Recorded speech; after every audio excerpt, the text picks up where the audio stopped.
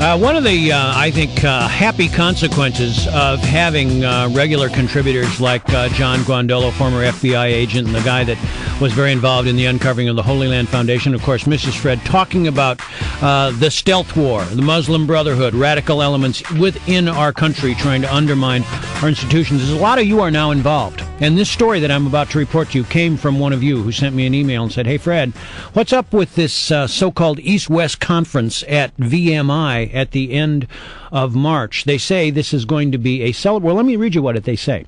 We celebrate, this is VMI's literature, the 1300th anniversary of Tariq Ibn Ziyad's crossing of the Straits of Gibraltar, setting into motion the fusion between two worlds. The agenda will tell the vital story of the achievements when Muslims, Christians, and Jews thrived side by side in Western Europe, building a society that lit the Dark Ages. This is also called the Cordoba era." So, it looks pretty harmless, but we figured we would ask our colleague John Guandolo, I guess we could call the chief investigative officer of the Grandy Group. You okay with that, John? Yes. Good morning. How are you? Good morning. Where's my paycheck? But really, I guess I did, and I didn't mean to minimize this, but this is something that happened 1,300 years ago. Is there any problem with this conference? I know you've looked into it. I think there are a lot of problems. The ignorance of the VMI leadership is actually the least of the problems, I think. And this goes to how we view who we're talking to, mm-hmm. and who gives us our advice across the board, and then how we view these things, and what appears to be a lack of willingness on the part of VMI's leadership to listening to what others are saying. There have been a handful of articles written about this now, and there are two things that I would say are most disturbing, besides what I just said about VMI's leadership. The first is what they are celebrating. And what's interesting is after the first article came out in a big piece by Patrick Poole... I've got it in front of me. Oh, good. VMI actually changed their language on their website, and they changed it from celebrate to commemorate. But they're still commemorating a Muslim military conquering of by a Muslim warlord, Tariq Ibn Ziyad. That actually eventually led to the martyrdom and slaughter of Roman Catholics and Jews, right?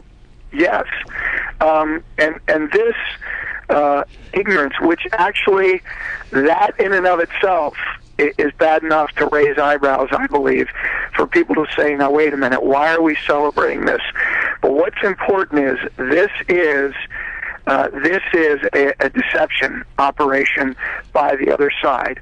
And the way you can follow that is, number one, who's speaking? Reza Aslan. He's one of the professors. He's one of the contributing professors who's going to speak on Al-Andalus, an ageless model of tolerance. What is he talking about? Right. Al-Andalus is actually what's interesting, as has also been pointed out. Al-Qaeda has called for the reconquest of Al-Andalus.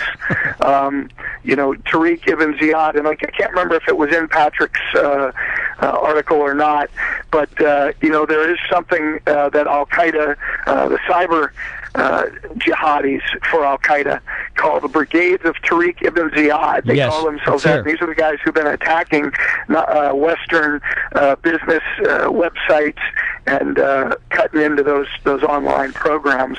Well, John, let me ask you a larger question. I mean, maybe we need another segment for this. But you're a Naval Academy graduate, right?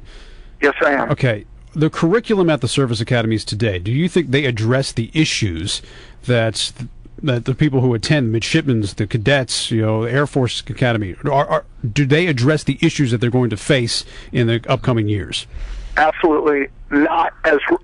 If you're talking about regarding the Islamic movement, absolutely not. And the reason is, certainly both at West Point and the Naval Academy, they have had men there who have, Middle East Studies chairs who are propagandists for the other side, and Akbar Ahmed is at the Naval Academy, who's one of the other guys who's a part of this conference at VMI.